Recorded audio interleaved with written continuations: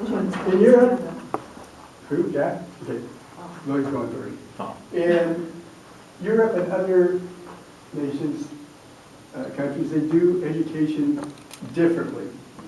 Should we go to school year-round here?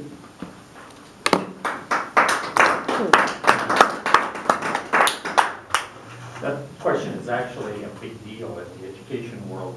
There are lots of reasons you can argue in favor of it.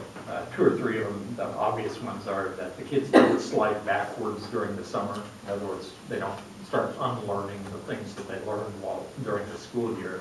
That happens, it's real, you can see it.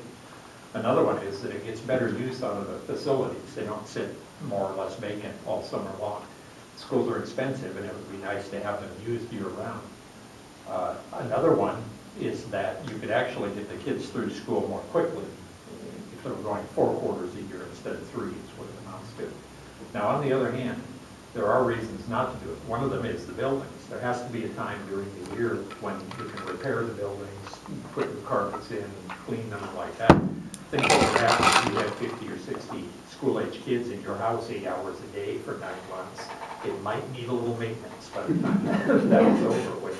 And multiply that, say, when Angie has 2,400 kids wandering around in that building 10 hours a day or so for 9 months. There's also an argument to be made that the kids just need a break every now and then. And I think that argument is a pretty good one because the school has changed a lot since all of us were in it. One of the changes is that it's become more data-driven and directed.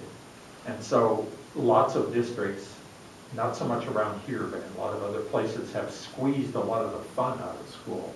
For example, there are places that don't do recess anymore because they think, okay, there's no time, we better have math or whatever.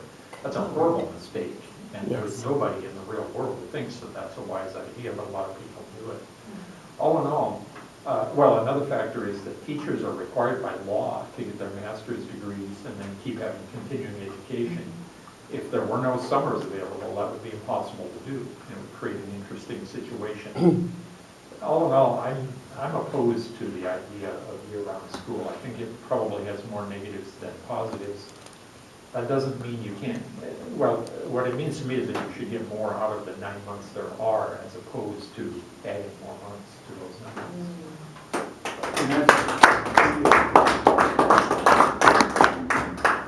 All right, we want to know, you've been around for 80 plus years, Jack. What would you do differently to start